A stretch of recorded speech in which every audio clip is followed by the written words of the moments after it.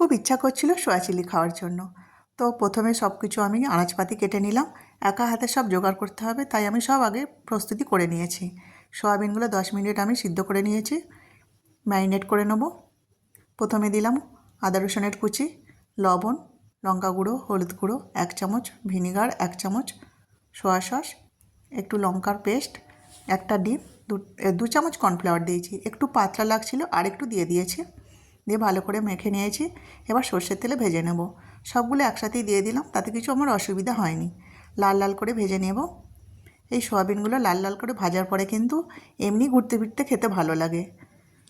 সব তুলে নিয়েছি। এবার 2টো কাঁচা লঙ্কা আর গাজরটা দিলাম, কেটে রাখা পেঁয়াজ কলিটা দিলাম। একটু নরম হয়ে গেলেই দিয়ে দেবো আদা রসুনের পেস্ট, কাঁচা লঙ্কাটাও দিলাম। এবার দেবো ক্যাপসিকাম আর টমেটো। পরিমাণ মতো লবণটা দিয়েছি, জিরে গুঁড়ো, ধনে গুঁড়ো, গোলমরিচের গুঁড়োটা আর চিনি দিলাম। প্রত্যেক দিন যা মশলা ব্যবহার করি সেগুলোই দিলাম। সয়াবিন মাখার ব্যাটারটা দিলাম। এখানে দিলাম একটু সোয়া সস, টমেটো সস আর 1 চামচ কর্নফ্লাওয়ার। একটু কাশ্মীরি লঙ্কা দিয়ে ভালো করে নেড়েচেড়ে ভেজে রাখা সয়াবিনগুলো দিয়ে নেড়েচেড়ে নিলাম। ভালো করে কষে নেওয়ার পরে অল্প জল দিয়ে চাপা দেব। 10 মিনিট পরে দেখলাম রেডি হয়ে গেছে, একদম খাওয়ার জন্য পারফেক্ট। গরম গরম রুটি পরোটার সাথে একদম জমে যাবে। ভালো লাগলে ভিডিওটি লাইক ও সাবস্ক্রাইব করে আমার পাশে থাকবেন। ধন্যবাদ।